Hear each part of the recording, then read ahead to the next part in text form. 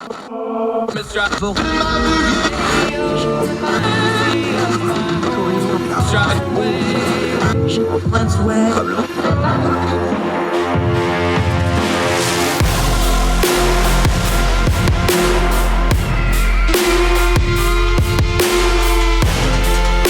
host, Andrew Donaldson.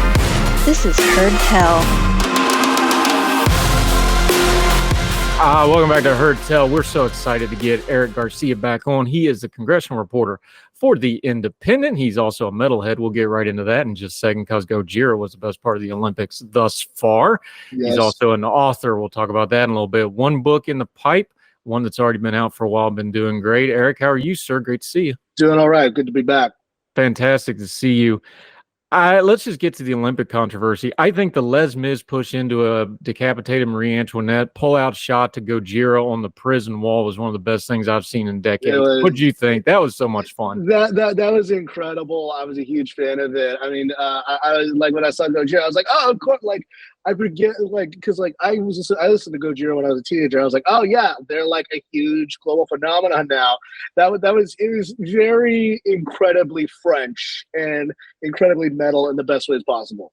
Yeah, and it's the kind of metal I like. They do a little bit of scream stuff, but I love the power groove kind of metal, and that's exactly what they played. And they had a little bit of the theatrics to go with it. And I love the genre so much that I really loved it being on that stage with that much of an appeal to it. And listening to Kelly Clarkson lose her little ever-loving mind on the American feed was even funnier. But then I went back, and I think you posted it. The French feed, they were so excited they kept talking over it. Yeah, they were enthusiastic. They kept on just commentating over it. I was just like, let them play. Yeah, we're both metalheads, so that's the fun stuff. All right, let's get to the not fun part. You cover Congress. That is your bailiwick. It has been vastly underreported because everybody's been so busy with the Kamala Harris tag team out thing and the switch and the presidential election. Congress, the House of Representatives basically pulled up stakes and quit for the rest of the summer. And I know everybody's like, oh, because if you got school kids, August is the end of summer because your kids go back to school. But the August recess is kind of a tradition with Congress. But things don't happen in a vacuum. They happen in a sequence. And the sequence that happened, and it didn't get covered a lot because it was right when the Trump assassination, the J.D. Vance news hit and all that happened. They had 3 votes fail spectacularly badly. And then when they came back, did a procedural vote and went to the House. And other than the Netanyahu thing, they're done until basically September. This is a shocking story when you really think about it, and it's not really getting covered. It's not getting covered, and it goes to the point. I mean, this is kind of the classic story of the House Republicans, the House Republican majority. They basically loaded up all the appropriations bills with right-wing priorities. Yeah, and ironically, Brendan Buck talked about this. Paul Ryan's former guy, Paul Ryan and John Boehner's former guy. They Republicans have tried to do a partisan appropriations process, knowing it's not going to pass, knowing that it's going to anger a lot of people, and ironically, it's going to do the very thing that they say they don't want to do, which is almost going to guarantee an omnibus at the end of the year. So ironically, but this is what happens when you give so much power to the Chaos Caucus, the Joker Caucus, whatever you want to call the critters over there. Yeah, and it's even more than that because what's really happened is they're just openly admitting they're like, look, they had the 12 appropriation bills. They got like 4 of them through, 7 of them are in committee waiting for when they come back. They know they're not going to get out. The ones they've already passed are not going to get through the Senate. So they're just openly saying when we come back, we're basically going to do a CR and peace out for the election. That's the plan. They're openly talking about. This isn't like machinations. This isn't deep reporting. They're saying this. We're coming back. We're doing a CR, and that's going to be it for this entire Congress. That's amazing to me. The irony is that this is what the Tea Partiers and all them, the Tea Partiers and the Freedom Caucus and all the rest of the folks and all the different mutations afterward have said, we don't like this process. We don't like the CR process. But as you and I know, the thing about, as much as these folks complain about the lack of an open process, the lack of regular order, that would require these dudes to actually, and it's mostly dudes, that would require these dudes to actually do some work.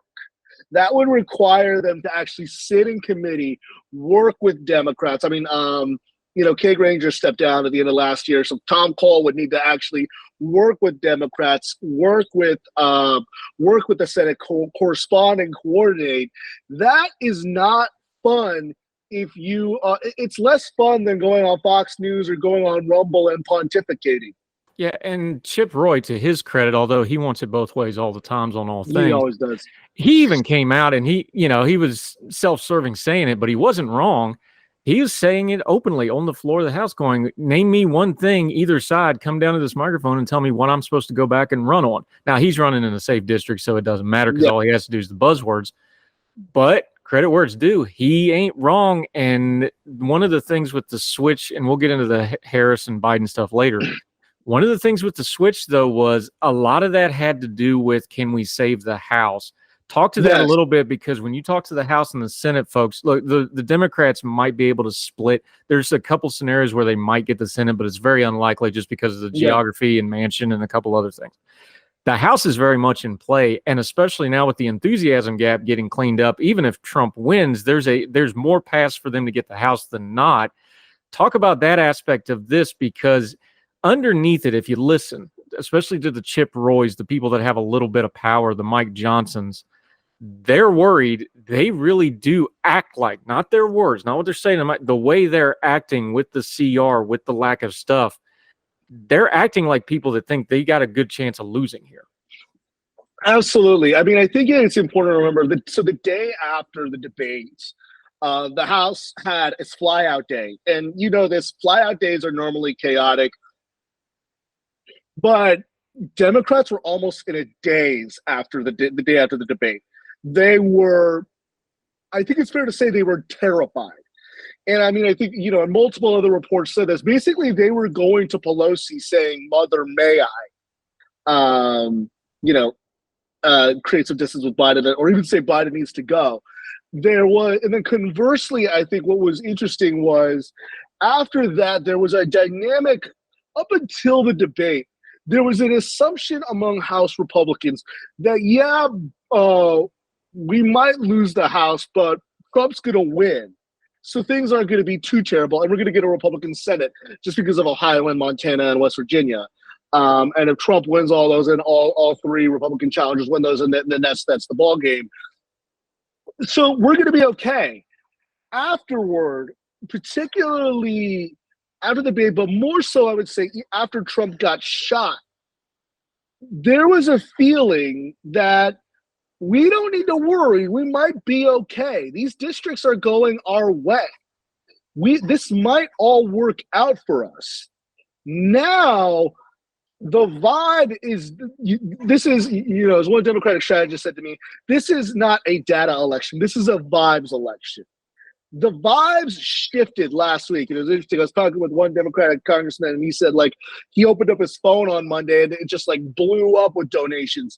This is a down ballot effect, and you've seen Republicans try to pivot on how to attack Harris. And I think you saw reporting in Politico that said, Johnson said, cut this out with the DEI nonsense. We should focus on the border. We should focus on crime.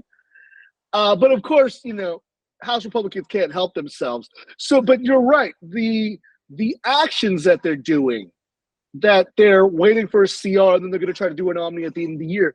This all indicates that they feel like this is not going to go their way. This is not going to break the way they want.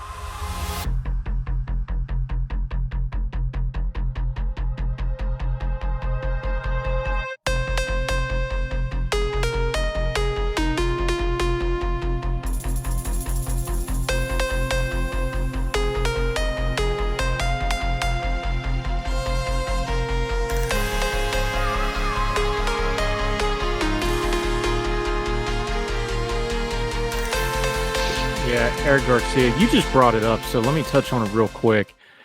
After the debate, I know we talked privately. A mutual friend of ours was at a watch party because Congress was out when the debate happened. a watch party in DC, big name people, if I named them, in the room. You know, this is something that happens frequently at things like this because it's also / fundraising, networking, etc. It is. They're like, I've never seen something go dead silent and people just slowly start walking out. That's the report I got from that. And that was one of the big names things. And you heard the same stuff. Yes. Talk about the flip from that. The Trump getting shot was another one of those is, oh God, we don't have anything to counter this, to the first week of the Harris stuff you saw around the Netanyahu stuff, because that's the last time everybody was in town. But just picking that because that's when everybody was there. You just said vibe election, the vibe shift in Congress. Just compare and contrast those a little bit, because we saw all the silliness of, well, Congressman X that you've never heard of is pressuring Biden. None of that stuff mattered. Pelosi kind of matters. The overall feel of the party kind of mattered. And now the vibe shift and the very quick, about 36-hour coalescing around Harris, who was a senator, so you know and are familiar with her from covering her.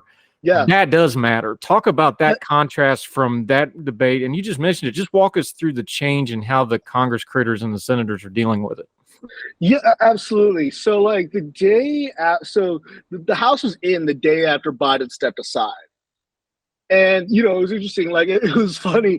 The day after the convention in Milwaukee, the convention, I should say, was, you know, this is the big difference between Republicans and Democrats.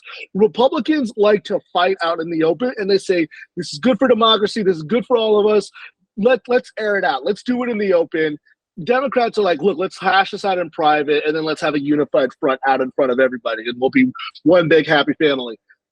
There was a unified, just really, there was excitement in Milwaukee. There was a feeling of, hey, we're not going to just win the White House. We're going to win the House. We're going to keep the House. We might get a few Senate seats. We might not. We didn't expect we were going to get. Things are going to be okay. Things are going to, not only are they going to be okay, they're going to be good. And then I think there was also, you can't talk about it without talking about, I guess you could say that the underlying anger underlying a lot of this, that Trump was shot, even though, you know, Crooks was, you know, it's hard to pin him down politically. He was just really just, it seems like he was just a disturbed dude. There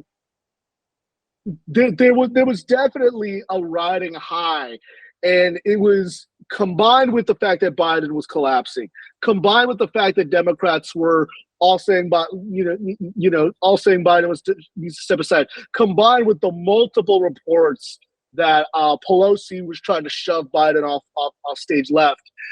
There was this feeling of, hey, the Democrats are collapsing. We're looking good. We're all a unified front. We're going to work out. And then that Friday happens. And then I think, and you and I have said this, Brown and Tester said Biden needed to step aside right before Trump took the stage. But the real nail in the coffin, if you ask me, was Sherrod Brown saying Biden needed to go. That was Brown is a party man. Brown is a guy who does what the party says. He's a little man in a lot of ways, but he's also like, he's a devoted, loyal Democrat. When that happened, I was like, that's it. He's done. Ring the bell.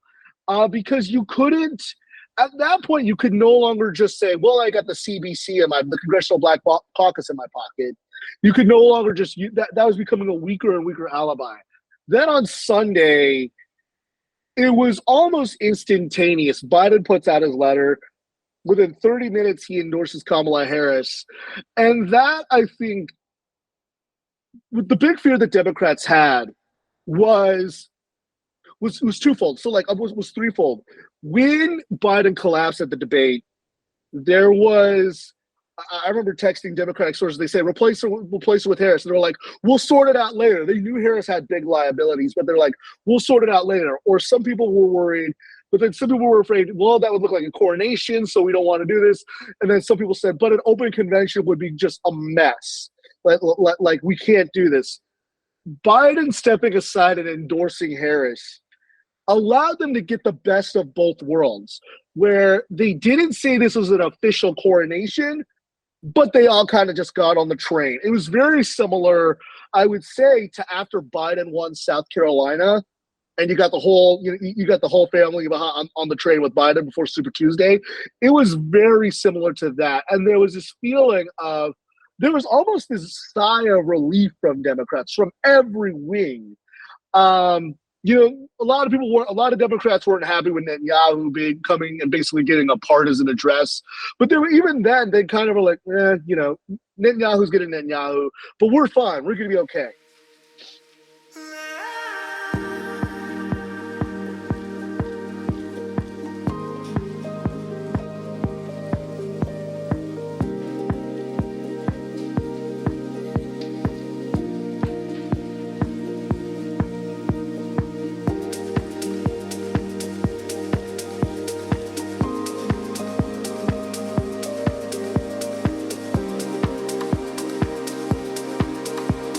Yeah, Eric Garcia, congressional reporter for The Independent, author in his own right. Let's talk about a member of the Senate. J.D. Vance has been in the news because he is now the VP pick for Trump. I've laid my biases about J.D. Vance on the table. I loathe the individual for long before this. This is not a new stance for me. So I will admit up front, I've got bias for him. You've covered him in the Senate. The feel originally, and this is from people that are very much Trump supporters, was like, okay, this was a little arrogant because this is doubling down on what Trump just likes. This isn't, going out because Trump's unhindered. Pence was forced upon Trump. Let's all be adults here. He actually tried to get rid of Pence after he picked him because he didn't like him. This was Trump getting to do whatever he wanted. He listened to his son and the Thiel, what I call the tech bro wing of the MAGA party. That's what happened here, and he got Vance. I don't think it adds a lot. I think it might actually hurt a little bit as much as a VP pick matters. But what's his rep in the building, in the Senate? He hasn't been there very long. He's a first-term senator. He's mostly known for ticking off Mitt Romney and just saying whatever the MAGA flavor of the day is. But what's his rep in the building from people who have dealt with him in the hallways and so forth? Yeah, this was fascinating. So I wrote a piece last week about the Democrats who worked with J.D. Vance. Initially, a lot of Democrats were kind of hopeful about working with J.D. because after the train derailment in East Palestine, Sherrod Brown and John Fetterman and Bob Casey got work with him and Josh Hawley. They thought, hey, this might be a chance for a bipartisan opportunity. Basically, Fetterman all but accused Vance of not whipping the votes to screw Brown, to screw Sherrod Brown, and then Josh Hawley blamed it on McConnell and Republican leadership, and take that for what it is. But even Tim Kaine, he wanted to work on with Vance on legislation to eliminate copays for childbirth. And then that was put on ice, and Kaine was really disappointed.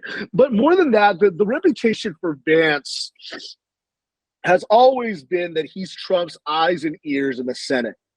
During the whole Ukraine border bill thing, he was a very hard heck no or hell no on any kind of aid to Ukraine, he said the border bill was insufficient. There was very much this fear. Vance very much is part of, I guess you could say, and I talk about this on social media all the time, the houseification of the Senate. He's very much a part of those kind of hellraisers, along with folks like Josh Hawley and Tommy Tuberville, and Roger Marshall of Kansas to a lesser extent, who want to shrug off the niceties of the Senate and just bring the fight, more than just bring the fight to the Democrats, bring the fight to Republican leadership and really have kind of the confrontational relationship with McConnell that you see House Republicans have with House Republican leadership. So he's built a reputation, but it's not necessarily a good one or not necessarily a positive one, because he's kind of, look, let's be real. He's only been in the Senate for a year and a half before Trump picked him. And what's ironic is, as much as he picks a fight with Mitch McConnell, McConnell had to spend like $28 million to save his hide in Ohio. He's really just kind of built a reputation as kind of an aggressive, sharp-elbowed kind of guy, not somebody who really even advances much. it's also that goes into his personality. Yes. And again, I've got bias for the guy. I don't stand him, but his rep, if you actually read the book instead of just the cliff notes of the book and what the book was there, where he openly talks about, is like, yeah, my law professor told me I needed to write this if I was ever going to be anything other than just a law school grad. Like, he openly admits it. Yeah, exactly. He's a very calculating guy. He flip-flops from our point of view because he was completely against Trump. Now he's for Trump. He's a tech bro. Now he wants to be this union hybrid, almost a national socialist kind of thing, ideologically wise. He actually does think this stuff through. He plans it through. And when you're talking about him, you know, the open beef with Romney, where Romney's just trashing him on the Senate floor, which you almost never see that. Yeah, that kind of stuff, though, when you pair it to what you just said about, no, he was a conduit to Trump the whole time. This is not just happening. This has been in the works for a while. I'm one of the ones that said, no, the pick's going to be J.D. Vance. I had a little bit of people I talked to about that, but a lot of it was just the circumstances of the events leading up. And one of them was what you're talking about. Is like, no, he's been plugged into the Trump inner circle since he got to the Senate. This is all part and parcel to the political. Let me, because I'm sure he loves his wife and children, so I don't want to just demean the man. His political personality. Let me put it that way. This all lines up to the character of the guy, and why a lot of people like me doesn't like him, care for him, and or trust him, because what you just said lines up. There's a through line if you look at that under all the noise, right? Yes.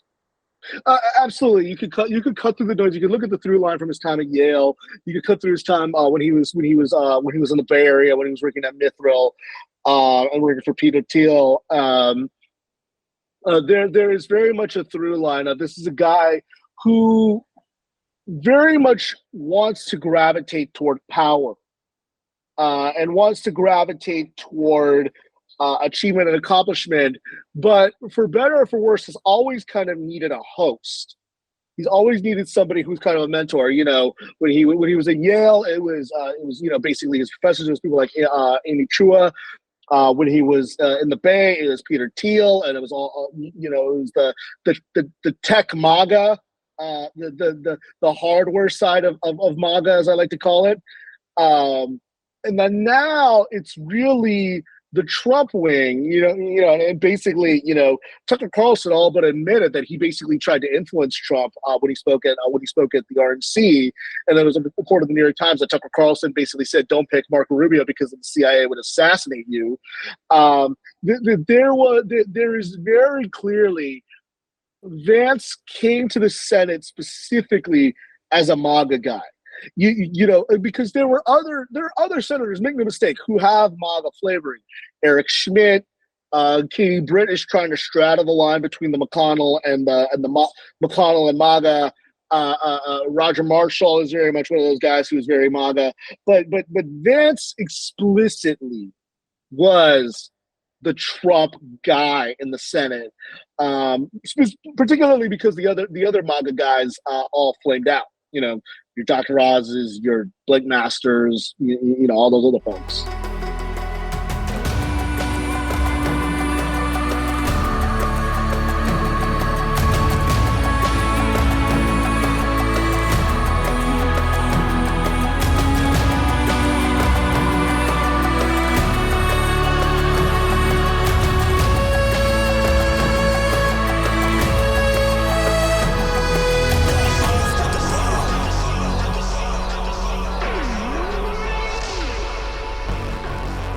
And underneath that, Eric Garcia joining this. One of the reasons I've been on, like, this wasn't a great VP pick. Look, VP matters very little, but when you have look, the last election was 44,000 for president. The one before that, the Trump one, was like 80-some thousand. That's who decided these things. So money's in the margin, Sam Walton said. He invented a story you might have heard of. He knew what he was talking about. The thing with Vance is, electorally, he underperformed Trump badly in Ohio. Very badly. Mitch McConnell had to dump something like $30 million of Senate money plus his own PAC money into that to save that thing. Once again, Mitch McConnell saving the Trump wing of the party, but we'll talk about that some other time. Vance is pitched as one thing. The performance tells us something else. His biography tells us something else. I have huge questions that the J.D. Vance tech, whatever. We don't have a good term for this yet. I'm calling it the tech bro MAGA. You called it the hard drive, the hardware wing of MAGA. That's pretty good. Yeah, that's a good one. Whatever that Peter Thiel, the guys that have just glubbed on because they are businessmen from the tech world that saw the businessman Trump, how he co-opted politics for more business and more power. I think that's a fair way to put it. Whatever you call that wing, JD Vance is the vanguard of it. He's not quite 40. They see him as the avatar of that, but I don't think that scales nationally. It does, it doesn't even scale on Ohio. Mike DeWine won by double digits, almost by like 20 points, I think, in Ohio. The governor of Ohio, I should say. Vance won by 5 points against Tim Ryan.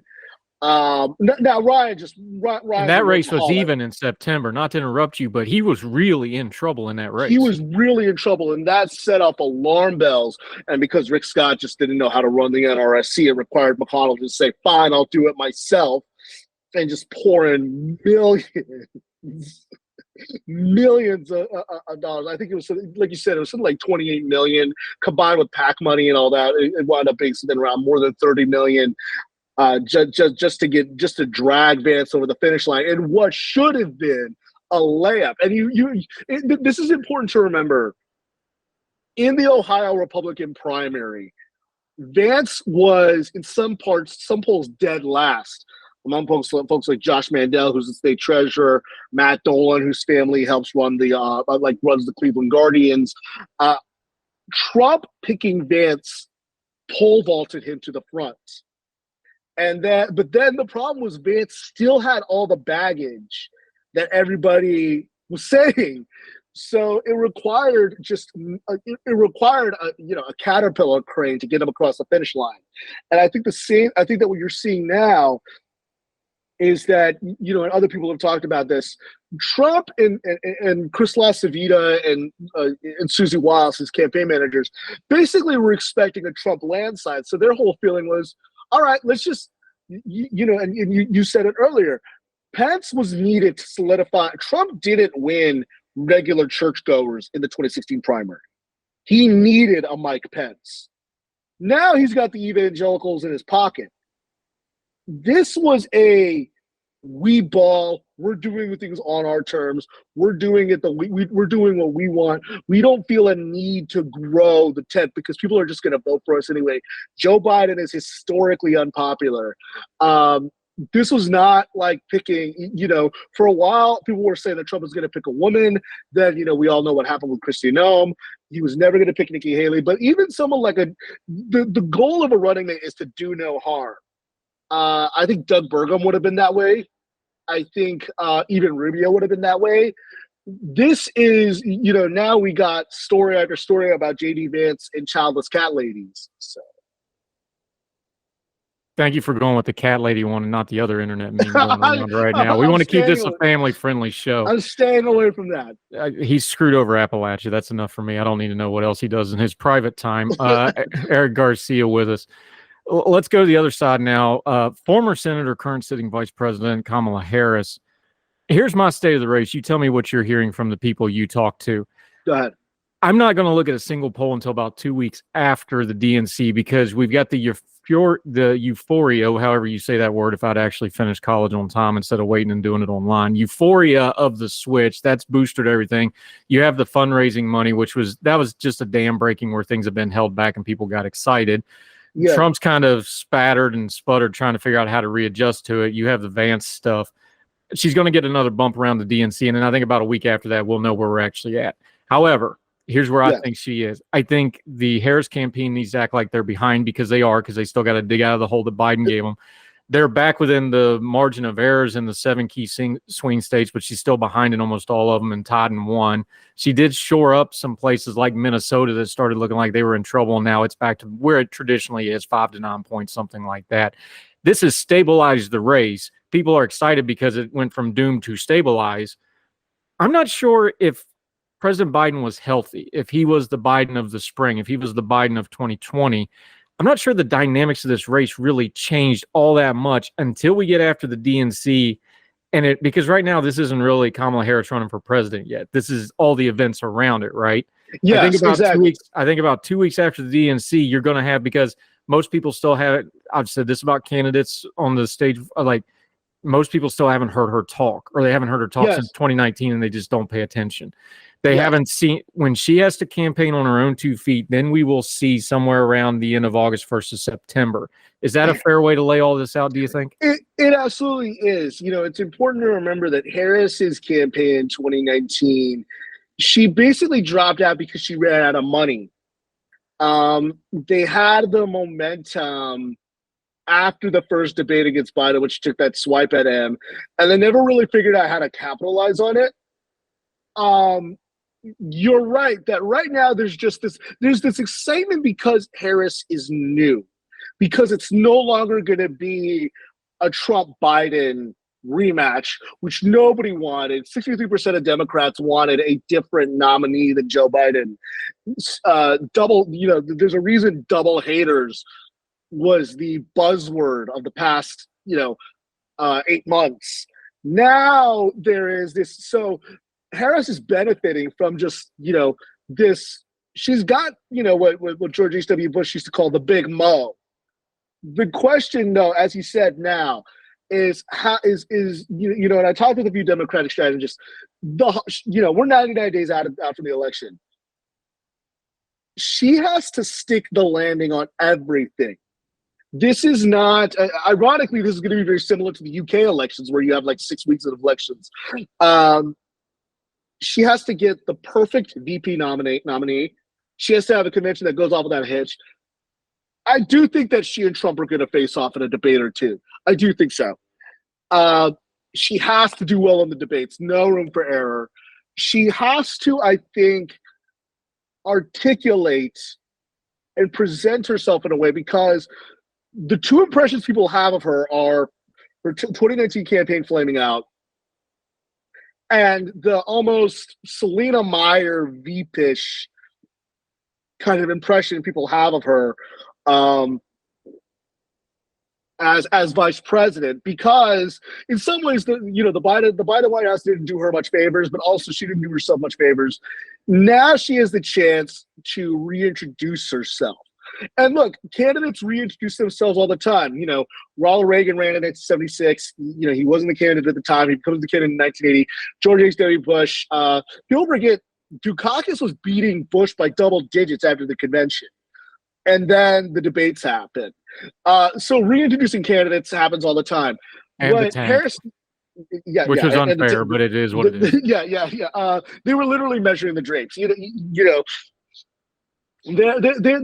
So she has the opportunity to present herself. The question is, I think she's benefiting from the fact that Republicans haven't figured out the message. But once they figure out the message, and it looks like they're going to hit her on the border and crime, she has to have the momentum, have the answers to that question, have a good enough attack dog of a running mate, have enough of a campaign apparatus. Look, the money is great. The volunteer signups are fantastic. I would argue that's more important than the money. But what the actual infrastructure, because she's basically inherited Biden's campaign infrastructure. Well, how she retools the infrastructure is good, and what she does with it is going to be essential in the coming weeks, especially after the convention when she gets a bump. But whether that's once that sugar high fades. Yeah, and the Eric Garcia joining us. The Biden campaign wise, infrastructure wise, is an excellent campaign. I'm just talking nuts and bolts here, folks. Yes. They didn't have any messaging to work with. Yeah, and a bad candidate. One thing I've said in my writing and commentary on this is like, well, the big failure in 2019 for Harris was she could never answer the question of why she was running for president. Remember, She had all the Hillary people behind her. She had the establishment behind her. It just didn't work. Yes. She's got that handed to her now. She's running for president to be not Trump, but she's got the same problem Biden has had for the last 2 years. Not Trump's not enough, because we're in season 9 of the Trump show and people just aren't scared of it. And I know the Democrats keep going, well, it's feared. You've heard end of democracy for 10 years. It's just numb. People aren't listening. That's not going to work. Correct. They are fairly, in my opinion, vulnerable on the border because it's horrible optics and bad policy, although both parties are bad on the policy of it. But if you're in the chair, you get the blame. That's how it works. They are vulnerable on that.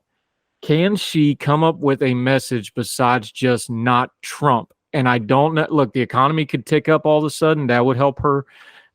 Maybe something foreign policy wise, although people just aren't interested in that right now, and the world's kind of a mess. I don't know what's out there as an overriding message other than not Trump, because I think not Trump gets her close and she ends up losing about where Trump won in 2016. And that's going to be the Electoral College unless she comes up with some kind of overriding message. Yeah, I mean, I think you're seeing it a little bit with what she's saying with this message of freedom. You're seeing her going heavily into Dobbs. I mean, one of the things that, she was really the kid. Let's be real. Joe Biden was never comfortable talking about abortion because he's an 81-year-old white Catholic dude.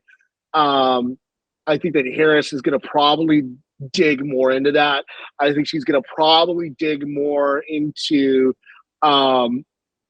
She was the deciding vote on things like the ARP, I think, saving the economy from COVID.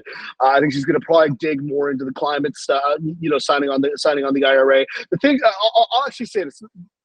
I thought this mid-train of thought. The thing that I noticed when I was in about a month before the debate, I was in South Philadelphia. So this was the black area of Philadelphia. As Biden and Harris launched their black voters for Biden-Harris thing, she got some of the biggest applause lines. And given this was black voters, so just take this for what it is. But you need, if you're a Democrat, you need to get just juiced black voters to win. She got some of the biggest applause lines when she talked about the insulin cap. She got some of the biggest applause lines when she talked about criminal justice. She got a lot of the biggest applause lines when she talked about the economy.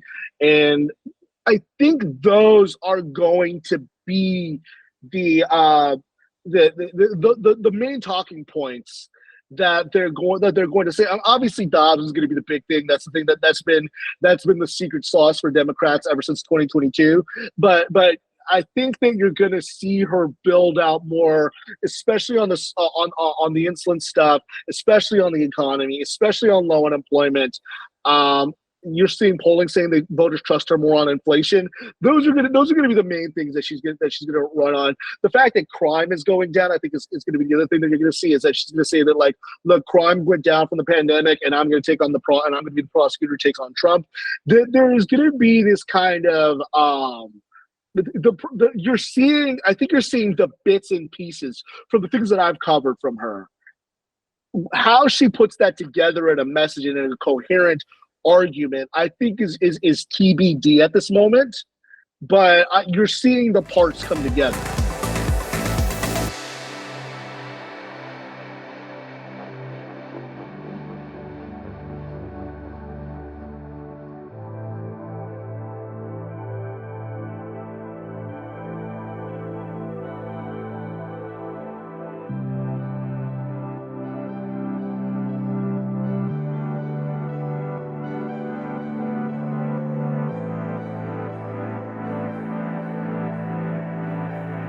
Yeah, Eric Garcia with us. I know it's a vibe election, but my thing with a candidate is always what's their coalition. That's why I never bought Nikki Haley. Nobody could ever. I'm on year like 10 of somebody trying to explain to me what Nikki Haley's coalition was going to be. They never could. Thus is thus. Kamala Harris. You just mentioned it with the Philadelphia rally. We talked to our buddy Donnell Suggs about it when the Morehouse thing happened and Biden went down there. And of course, he's the editor of the black newspaper, the Atlanta Voice. We talked about it with him, like, look, Democrats don't win just because of the black vote, but they can't win without it. That's got to be a 90% plus number for a Democrat to win nationally. It just has to be. And Biden had a historic number with it, and he won. That was in danger of not happening. We now have a little, again, polling is not going to be, but some of the specific polling has got some validity to it. She shored up the black vote. She stopped the bleed of the Hispanic vote, at least for the moment. And again, there's another one. The black vote's got to be over 90. Hispanics, 20 to 25 is the magic number. If Republicans get over 25, then you're in trouble. If they're under 25, you're doing okay. She shored that up. What's her coalition going to look like? Because when I look at this objectively, Trump has always been electorally vulnerable to women all across the board, all stripes, all everything. He doesn't do well with women of all types of demographics. The question is, can Harris pull white men? That's the election. What does her coalition work like? And can she put a coalition together to answer those two questions. Because if she can pull women and get some men, now you got a winning coalition. If she doesn't do it, she ain't going to win. Is that pretty much where we're at? That is absolutely where we're at. Amy Walter pointed this out last week. Amy Walter, the head of the Cook Political Report, who's a friend of mine. She said that, like, people forget, because like Harris in 2019, she talked a lot about the Obama coalition. You know this and I know this. Oh, yes, Obama got a lot of young people, a lot of Latinos, a lot of Black people, but he did cracked numbers with white men and rural whites. The perfect example of this is Wisconsin. He won Wisconsin by almost 14 points in 2008. And in 2012, he won Wisconsin by, I think, 7. So you're right that Harris is going to probably get gassed numbers with college-educated white women. She's going to get gassed numbers with Black women, probably a large amount of Latinas. The question is, like you said, she's got to juice. Biden did, because Biden was an old white man. He did better with non-college educated white men. Harris has to make up that difference with college educated white men. She needs to get those numbers out, and she just needs to just put points on the board, puts points on the board, because she's probably not going to get the same number that Biden did. She's also not going to have the same number that Biden did with seniors and with older voters. So she's going to have to make up those numbers elsewhere. So I think she's going to have to make it up with college-educated white men. Whether that's enough is anyone's guess. I think she's also going to have to do it with young men. But there was an interesting article this morning in the Wall Street Journal about how Gen Z men are leaning toward Trump, and Gen Z women are leaning toward Harris. So, but she has to figure out, now that the rural white Democrat is almost extinct, she has to make up that missing part of the Obama coalition.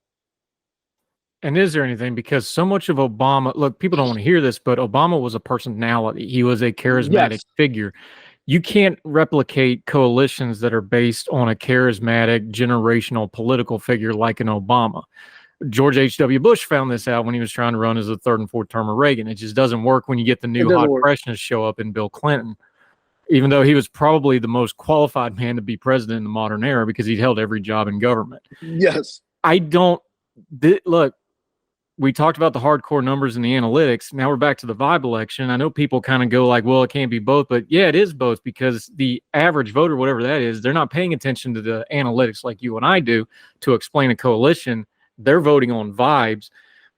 I'll give JD Vance this. When Trump picked JD Vance, the first thing I thought about was, oh, he picked him for the debate with Kamala Harris because that's a bad matchup for her. Football, basketball, boxing, it doesn't matter how great you individually are. If it's a bad matchup, you're going to struggle. Bad teams play great teams great when they're division opponents because they know them, right? It's that sort of thing. Michigan can clip Ohio State even if they're having a bad year, right? It's a rivalry game, that sort of thing. I thought JD Vance was a horrible matchup for her because she doesn't have the personality and or the orating style to deal with just the absolute gish gallop that Vance was going to dump on her. Yes. I do think her matching up with Trump in a debate is a whole different beast, because the disciplined Trump that stayed out of Biden's way, I don't think he can do that with Harris. He's going to want to get dirty. He's going to want to get mean, because it worked with Hillary, but Hillary was much more unpopular than Harris is. Harris is younger. Harris is a new, fresh name to a lot. I know she's been vice president. I know she ran, but to most of America, she's still an unknown. Everybody knew Hillary. Hillary's unfavorable. So he got away with it with Hillary. If he goes hard after her on TV, we just talked about the women's, that 2-3% that we're worried that she can't make up with a coalition, Trump going overboard attacking her, Trump making it overly personal, Trump making strategic mistakes like not being disciplined, that's where that can also go her way, I think. And I think a debate with Trump has a real trap with it when it comes to VP Harris.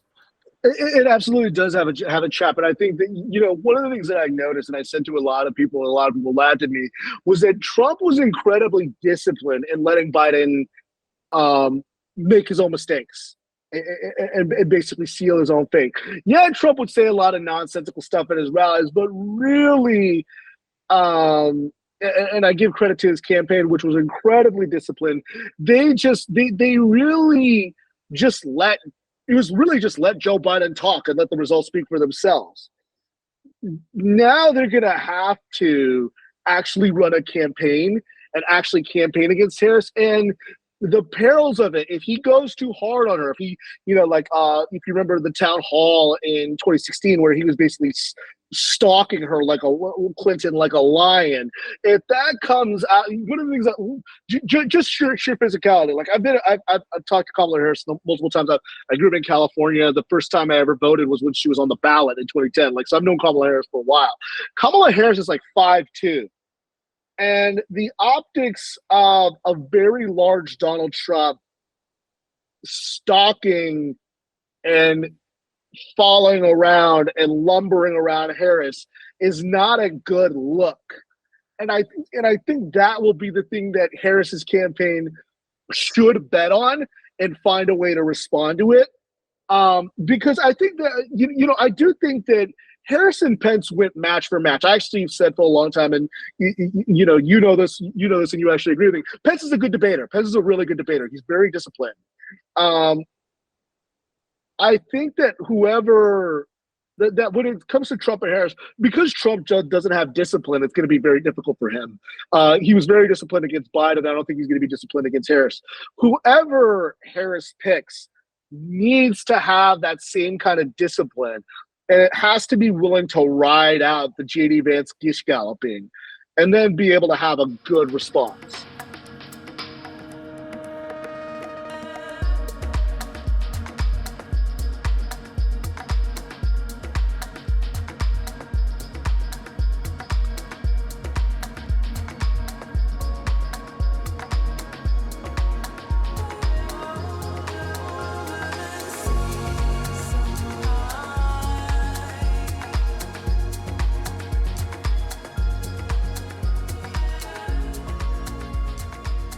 I think too with VP Harris, we got to remember something else, and this hadn't been talked about. And again, Trump's the favorite right now. This is Trump's race to lose. So I know we're talking a lot about the Democrats, but this is Trump's race to lose.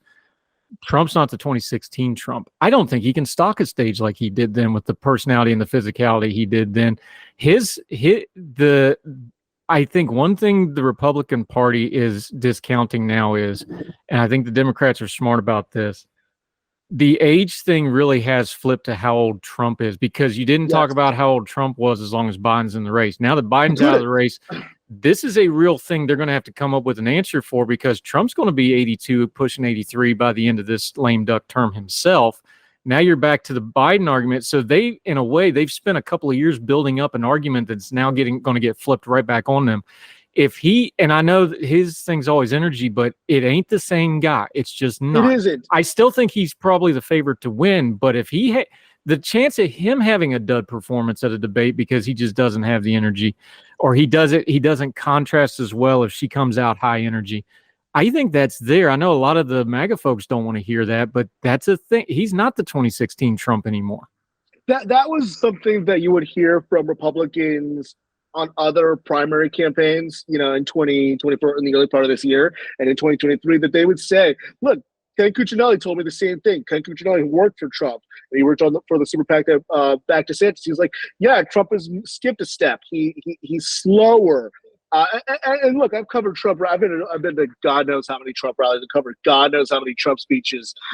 Yeah, he isn't the same guy. Look, I mean, when I was at the RNC, he went long for that speech. It went into midnight, and he went off prompter multiple times, and people were losing interest. And these were his guys.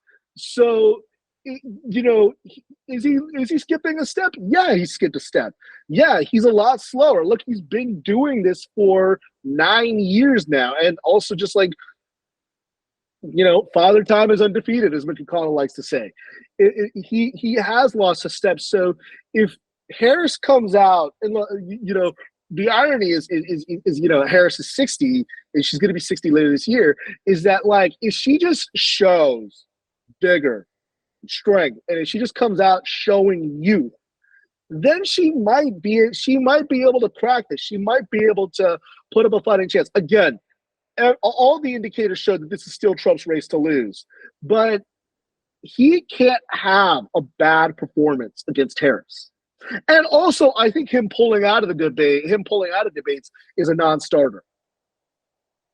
He's got a debate. I know this was a political tool because they want to renegotiate, because they want to change. People don't want to look. What they were doing was actually smart. They negotiated a debate with Biden. Yes. They pulled it out because they want to change the terms of the debate when it comes to Harris, because they were trying to set it up to try to make Biden do certain things. They're going to want Harris to do certain things. That's smart. That's just politics. I'm not worried about that. That's fine. If he doesn't debate her, though, I think it hurts her. I think he wants to. He's arrogant. He'll do it. Let's go to the VP pick real quick, because somebody's going to have to sit across the table from Vance. And I just want to get to this briefly. As we record this, we don't know who the pick is. I think we'll probably get it at the end of this week, first of next week, because they're going to want that before they go to the DNC.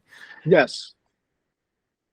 I think she really wants Mark Kelly because they're friends. I think the party's going to dissuade her from that because Kelly's got that seat for life if he wants it, and that's a competitive state. So I think and he's one of their best ATMs fundraising wise. Nobody ever talks about that except you and me, but he's fantastic.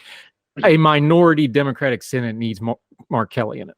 That's just so the party's going to try to get her off that one, but she may win it out anyway because they're desperate and they don't have any leverage. Somebody you're real familiar with, you're a UNC guy, somebody like a Roy Cooper, who's a permanent governor. That would be a good pick.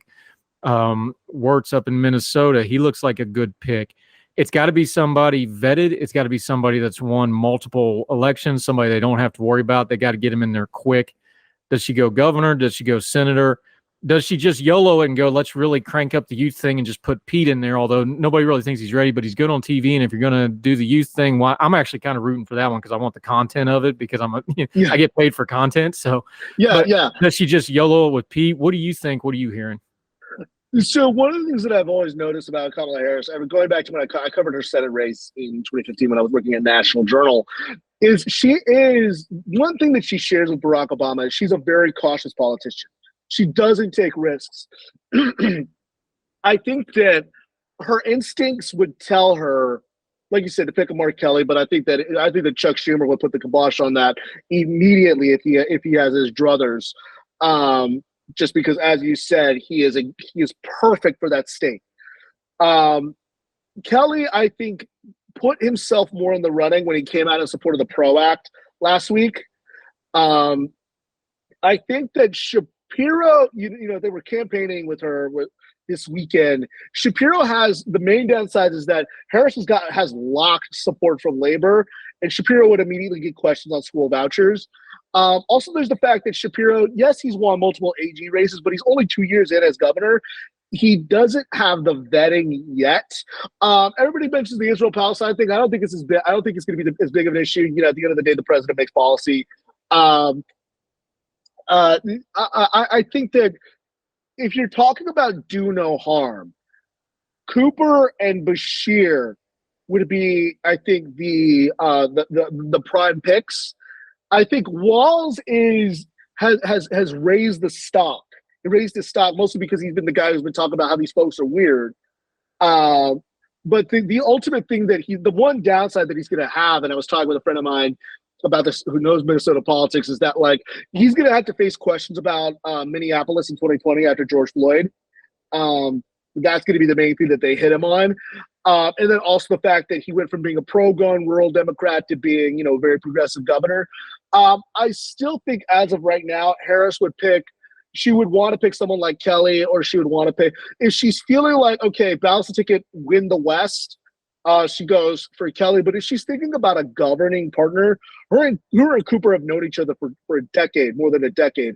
I think that Cooper is the ultimate do no harm candidate. Cooper, who I'm very familiar with, I've had a home in North Carolina on and off for 20 years. I've always said he's boring, non-horny Clinton. He's been dealing with a supermajority. Well, it's slightly less than a supermajority now, but mostly a supermajority in his legislature. He's had Mark Robinson as his lieutenant governor for the last few years. He's used to dealing with nuts, crazy people. He can handle all that. He doesn't really misstep, but he's really smart on the triangulation stuff. And that's a dirty word nowadays. He has become the master of let the Republicans pass stuff and him take the credit for it. That's why I call him boring Clinton, because people forget Clinton got all the press, but Clinton was smart enough. He let Newt Gingrich do all this stuff legislatively, and then he just took the credit for it. That's what Cooper did. It's not going to be an exciting pick to a lot of people, but it would be a safe pick. It would be somebody, again, they know each other from the AG days. That's why they have that relationship. I think you're right. The only wild card here, I think, is if they really get pressure of like, all right, we need to win the TV show. Let's go, Pete. But I don't think Pete's ready. I know he's great on TV, guys. But here's the thing about VP picks, and we'll wrap up with this, because the J.D. Vance pick, and I said it when it came out, what a vice presidential pick is, it's really a demonstration of power for your faction within a political party. That's what the VP pick is. Evangelicals got Pence on the ticket because they needed somebody to make Trump safe. Biden got on with Obama because they needed to make the white folks feel safe. Let's call it what it is. That's why Biden was on that ticket. Hillary took Tim Kaine, same reason. He was dependable. He was, just kind of, milquetoast. Like he was generic Democrat if you looked up his name in the picture. This is a power faction kind of a move. This is going to tell us whether Harris has power in the party or if the party's going to dictate to her what faction, because this goes to that coalition thing we were talking about. This pick, what faction, what thing, what do you think if we look at it faction wise? Who's got the stroke in the party to get this shoved through? I think that Harris is. I think that at this point, it was interesting. Kellyanne Conway was the person who floated Josh Shapiro for Harris to me, and I was just like, oh yeah, that makes sense. If Harris wants to do gas numbers in the suburbs and just juice up women turnout, she picks someone like a Josh Shapiro. She picks someone like a Mark Kelly who does numbers in the suburbs of Phoenix. If she wants to shore up with white men, I think that she picks someone like Walz or Cooper. And then to your point, if she wants to just do TV, YOLO, I have my reservations about how much Pete would do with the youth vote. Then she picks Pete just if you're going to run a TV-based campaign. I don't think that he does as well with the youth vote as people think. But I think that I think that if Schumer and Durbin, and look, she's a former senator, if they say, look, we need Mark in the Senate, if they have enough weight, they're going to keep Mark in the Senate. If she has power, she can say, look, I'm going to pick Mark Kelly. And Katie Hobbs is a Democratic governor, she'll pick somebody else, we'll be fine. But if she really is just thinking, look, we got to shore up older voters, we got to shore up white folks, and we want to make a play for North Carolina, and we might want to win Georgia, you pick Cooper. And if you want to do the suburbs, and if you want to do the Philly suburbs, then you pick Shapiro. I'm telling you, Robinson's going to drag that North Carolina ticket. I'm telling you, everybody thinks I'm crazy. I'm telling you. No, you're right. I'm talking to people. I'm here. I'm telling you that doesn't mean he ain't going to be the next governor, because Stein's not exactly exciting anybody. Mark Robinson may still win, but he's going to underperform and he's going to drag that ticket. Yes, absolutely. No, I've said this for a long time. Stein has his own downsides because he's from the suburbs of Charlotte. He's not suburbs of Raleigh. He does not really friendly with the rural areas. He doesn't have that many connections with black voters. But yeah, Mark Robinson is going to be a drag on that ticket. And if you have, I used to call him not horny Roy Cooper. I call him Sheriff Andy Taylor. If you have Sheriff Andy Taylor campaigning in the suburbs of in the Triangle and the Triad, and in the suburbs of Charlotte, along with the suburbs of Philly and the suburbs of Atlanta, then you might get some pull. Yeah, and North Carolina's changing fast because you got Brunswick County, which I think is the third fastest growing county in the whole country right now. It's insane. Yeah. Raleigh's going bluer by the second. It's an interesting state. All right, Eric Garcia went longer than we intended to, but that's because he's like an information sandwich. He shows up and you just keep eating, and it goes on and on and on because he knows what he's talking about. We appreciate you greatly, buddy. Let folks know where they can keep up with you. You got a new book coming. We didn't get into it. You've been texting about how MAGA's got a young man problem going, but that's kind of dovetailing into what you're working on. Let folks know about the old book, the new book, where they can keep up with you. Yeah, so I'm working on a book. It's about autism and manhood and masculinity, and right-wing extremism. That's going to be coming out sometime in 2026. You can buy my first book, We're Not Broken, Changing the Autism Conversation. wherever you could buy books. Support your local bookstores. You can find me over on social media, over on Twitter or X, whatever Elon's calling it these days. You can call Eric M. Garcia. Follow me on Threads at Eric M. Garcia 14. This is a fun time. I always love coming back on Heard Tell. So.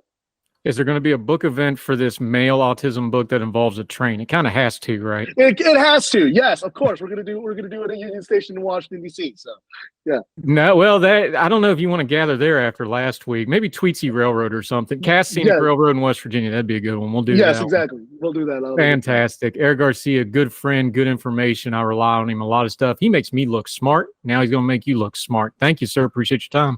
Thank you. Yes, sir. All the music on Heard Tell is provided under a Creative Content license from monstercat.com. Somos la máquina.